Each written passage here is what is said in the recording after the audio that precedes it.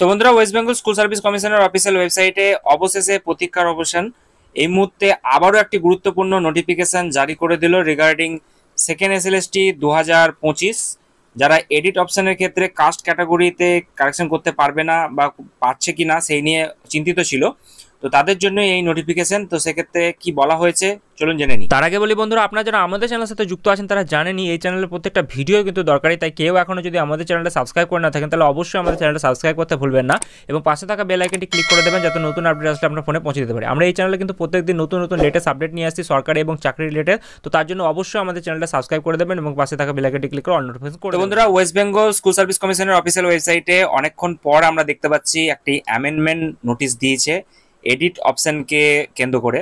তো অনেকেই আপনারা অপেক্ষা করছিলেন এই নোটিশটার, অনেকে আমি বলেছিলাম যে এডিট অপশনে আপনাদের কিছু মডিফিকেশন আসবে, তো সেটাই কিন্তু আমরা দেখতে পাচ্ছি। এত তাড়াতাড়ি দিয়ে দেবে সেটা বুঝতে পারিনি।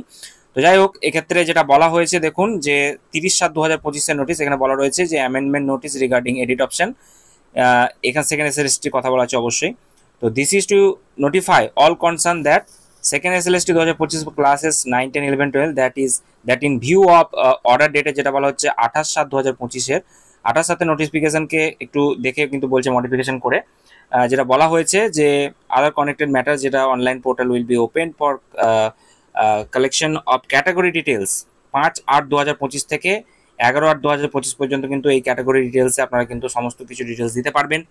এবং সেক্ষেত্রে এই ক্যাটাগরি ডিটেলসের ব্যাপারে আরও যে বিষয়গুলি রয়েছে, আপনারা জানেন যে এসএলপি একটা ফাইল ছিল 17/422/2025 state of West Bengal versus Purbidas এবং আদার্সের ক্ষেত্রে। এবং তারপর যেটা বলা রয়েছে, the candidate will have to first log in and choose the edit option. তো তাদেরকে প্রথমে এডিট অপশন চুজ করার কথা বলছে। Then he and she will have to select the category from the drop menu option. তারপরে যেটা বলেছে, the candidate will also have to specify his sub category, the applicable certificate number and issuing authority in separate text boxes to be made available after the category is chosen from the drop down।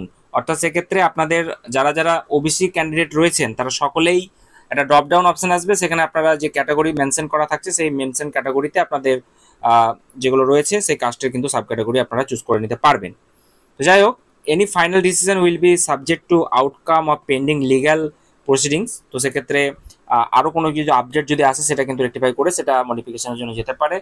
তো যাই হোক, এটা কিন্তু আমরা অপেক্ষা করছিলাম যে ক্যাটাগরির ক্ষেত্রে কি হবে। অনেকে আমরা তো জেনারেল হিসেবে ফর্ম ফিল আপ করেছিলাম, তো তাদের কি হবে। তো সেক্ষেত্রে এটাকে বলা হয়েছে যে 5 থেকে 11 তারিখের মধ্যে, অর্থাৎ এই যে এডিট অপশনটা চলছে ফটো সিগনেচারে সেটা হয়ে যাওয়ার পরে 4 তারিখ অবধি এটা চলবে। তারপরে কিন্তু 5 তারিখ থেকে 11 তারিখ পর্যন্ত আপনারা এটা কিন্তু ওপেন থাকবে অনলাইন পোর্টালে। তো সেক্ষেত্রে আপনারা 5 থেকে 11 তারিখের মধ্যে এই ক্যাটাগরি যেটা চুজ করার ব্যাপার সেটা কিন্তু আপনারা ঠিক করে নিতে পারছেন।